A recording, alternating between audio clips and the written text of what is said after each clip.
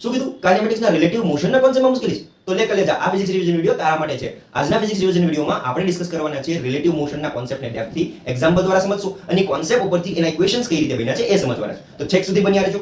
તો રિલેટિવ મોશનને સમજતા પહેલા આપણે મોશનને સમજીએ. તો મોશન ઇટસેલ્ફ અ રિલેટિવ કોન્સેપ્ટ. મોશન પોતે જ એક સાપેક્ષ ખ્યાલ છે. કઈ રીતે? તો મોશનમાં બે પાર્ટી ઇન્વોલ્વ છે. એક તો જે ઓબ્જેક્ટ મૂવ થાય છે, ગતિ કરતો ઓબ્જેક્ટ છે, એ મોશનમાં કહેવાય છે, એમાં આપણે સમજીએ. પણ કોની રિસ્પેક્ટમાં? ઓબ્ઝર્વર સામે કેવા ટાઈપનો છે એ જોવાનું છે. લાઈક એક એક્ઝામ્પલ આપું છું સિમ્પલ, કે આ પેન છે. ઓકે, એ પેન છે તમને મોશનમાં લાગતી હશે, કેમ કે તમારી રિસ્પેક્ટમાં, કેમેરાની રિસ્પેક્ટમાં આ પેન છે એ શું કરે છે? મોશનમાં છે. કેમ? કેમ કે પોઝિશન ચેન્જ કરે છે. પણ મારી રિસ્પેક્ટમાં વાત કરવા જાઉં તો આ પેન મને રેસ્ટ ઉપર લાગે છે. કેમ? કેમ કે મારી રિસ્પેક્ટમાં એ પોઝિશન ચેન્જ કરતી નથી. આવ્યો ને ખ્યાલ? રિલેટિવ. તો તમારા રિલેટિવમાં આ પેન છે એ મોશનમાં છે, બટ મારી રિસ્પેક્ટમાં આ પેન શું છે? રેસ્ટ ઉપર છે. એટલે કે મોશન રિલેટિવ ખ્યાલ છે. કેમ કે ઓબ્ઝર્વરની રિસ્પેક્ટમાં ઓબ્જેક્ટ ચેન્જ કરે છે કે એની પોઝિશન કઈ ડાયરેક્શનમાં જાય છે, એની મોશન કઈ ટાઈપની છે ઓબ્ઝર્વરની રિસ્પેક્ટમાં એ જરૂરી છે. આવ્યો? મોશન એ રિલેટિવ ખ્યાલ. એટલે અહીંયા છે એ રિલેટિવ મોશનનો કોન્સેપ્ટ લેલો થયો. હવે આપણે બીજા એક્ઝામ્પલથી સમજીએ છીએ relative મોશનને.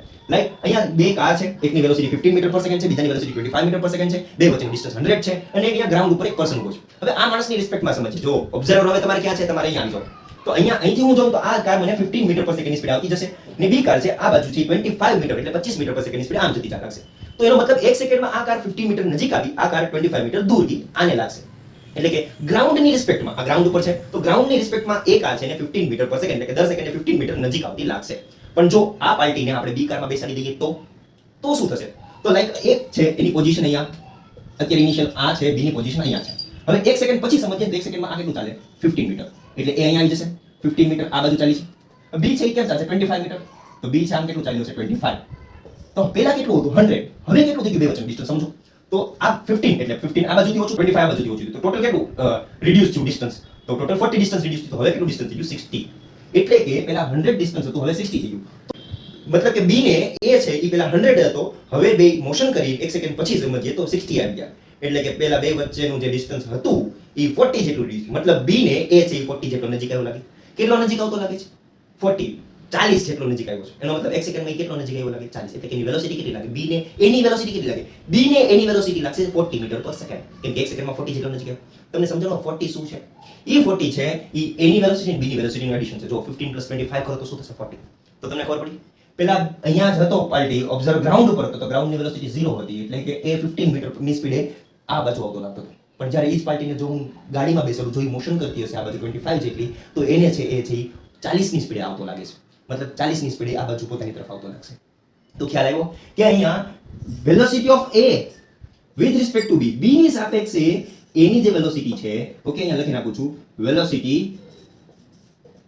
With respect to B of A with respect to B A કેટલી બને? તો બેની વેલોસિટીનું એડિશન થાય છે. બેના જે મૂલ્ય છે એનું એડિશન, મેગ્નીટ્યુડનું એડિશન થાય છે. એટલે કે ઓપોઝિટ ડિરેક્શનમાં હશે તો શું થશે? એડિશન થશે.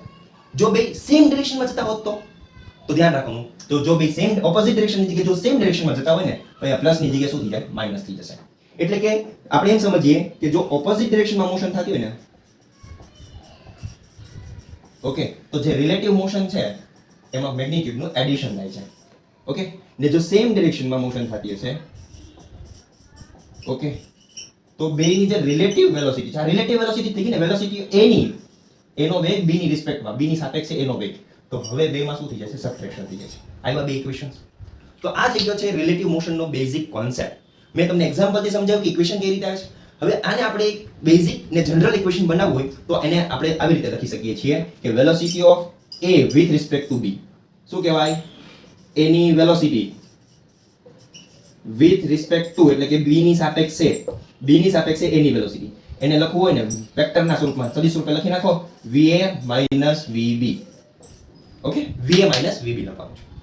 રિલેટિવ મોશનના પહેલા પાર્ટમાં આપણે ડિસ્કસ કર્યું હતું મોશન પોતે રિલેટિવ કોન્સેપ્ટ છે એ સમજ્યા હતા. ત્યારબાદ રિલેટિવ મોશનના કોન્સેપ્ટને એક્ઝામ્પલ દ્વારા આપણે સમજ્યા હતા અને એના ઉપરથી ઇક્વેશન્સ કઈ રીતે બને છે. જેમ કે ઓપોઝિટ ડિરેક્શનમાં જઈએ તો વેલોસિટીના મેગ્નીટ્યુડનું એડિશન થાય છે રિલેટિવ વેલોસિટીમાં, અને સેમ ડિરેક્શનમાં જતા હોઈએ તો રિલેટિવ વેલોસિટીમાં મેગ્નીટ્યુડ જે વેલોસિટીનો છે એનું સબટ્રેક્શન થાય છે. ત્યારબાદ મેં જનરલ એક ફોર્મ્યુલા કીધી હતી, એ અગેન અહીંયા રિપીટ કરું છું કે જો રિલેટિવ મોશન પૂછે velocity of A with respect to B, આ આપણે સિમ્બોલ આપણે લાસ્ટ લેક્ચરમાં સમજ્યા હતા કે એની વેલોસિટી બી ની રિસ્પેક્ટમાં શું લખાય? Velocity of A with respect to B આમ બોલાય છે. તો તો એને આપણે જો વેક્ટર ફોર્મમાં જનરલી કેવું હોય તો હું વેક્ટર ફોર્મમાં લખીશ velocity of a minus velocity of b. આ મેં લાસ્ટ પાર્ટમાં લખ્યું હતું છેલ્લે. તો એમાં છે શું એકચ્યુઅલમાં, તો અહીંયા મારે વેક્ટર ફોર્મ લેવાનું બને ને પછી શું કરવાનું, તો બેની જે વેલોસિટી હોય ને, ઓકે, એની ડાયરેક્શન ના એકોર્ડિંગ સાઇન કન્વેન્શન લ્યો. સમજાવું કઈ રીતે. માનો કે a ની વેલોસિટી છે એ મેં પોઝિટિવ કીધી, મતલબ કે અહીંયા છે 15 ની, અહીંયા આ ડિરેક્શન ને છે હું પોઝિટિવ કીધું છું, ઓકે. તો a ની વેલોસિટી મારે +15 મીટર પર સેકન્ડ કહેવાની. તો b ની વેલોસિટી ઓપોઝિટ માં આવે તો શું થઈ જશે, માઈનસ. તો b ની વેલોસિટી મેં માઈનસ કહી દીધી. તો અહીંયા હું પહેલા લખી નાખું છું કે a ની જે વેલોસિટી છે એને મેં પ્લસ કીધી, તો પ્લસ va, ઓકે, માઈનસ ની સાઇન. b ની વેલોસિટી એક્ચ્યુઅલમાં કેટલું છે, માઈનસ થઈ ગયું ને આગળ, તો માઈનસ vb થઈ ગયું. તો તમને ખ્યાલ આવી ગયો, આ માઈનસ ને આ માઈનસ શું થઈ જાય છે, પ્લસ. એટલે કે વેલોસિટીના વેક્ટર ફોર્મમાં લેવાની ને ડાયરેક્શન એકોર્ડિંગ સાઇન લઈ લો. એટલે તમને ડાયરેક્ટલી આ વેલ્યુ જે આપણે લાસ્ટ ટાઈમ તૈયાર કરી હતી કે ઓપોઝિટમાં હોય તો એડિશન થાય, સાઇન ડિરેક્શનમાં સબટ્રેક્શન થાય, એવું કઈ જરૂર નથી.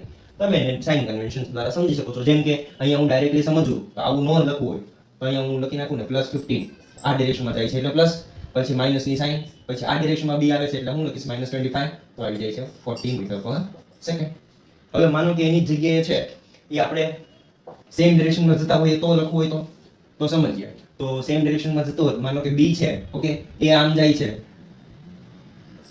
ને b પણ આમ જાય છે, તો a ની વેલોસિટી હવે મારે શું કહેવાની, નેગેટિવ, કેમ કે આમ જાય છે. b ની વેલોસિટી મારે શું કહેવાની, નેગેટિવ, કેમ કે આમ જાય છે. તો મારે લખવું પડશે -15 -25.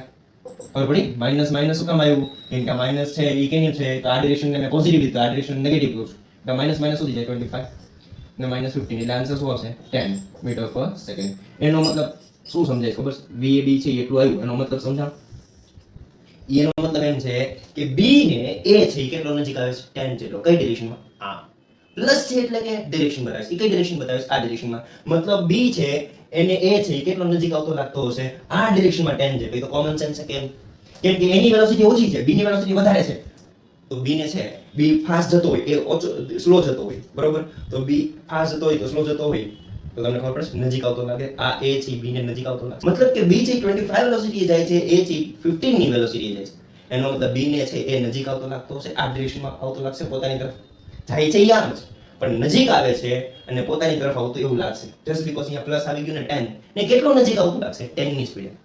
એટલે કે સેમ ડિરેક્શનમાં જતો ને, તમે ફીલ કર્યું છે, તમે કોઈ બસમાં કે કઈ ગાડીમાં બેઠા હો તો પોતાની ડિરેક્શનમાં બધા વાહનો છે એ ઓછી વેલોસિટીને લાગતા હોય, પણ સામેની ડિરેક્શનમાં આવો તો ઓપોઝિટ ડિરેક્શનમાં વધારે વેલોસિટી લાગતા હોય. એનું રીઝન રિલેટિવ મોશન છે.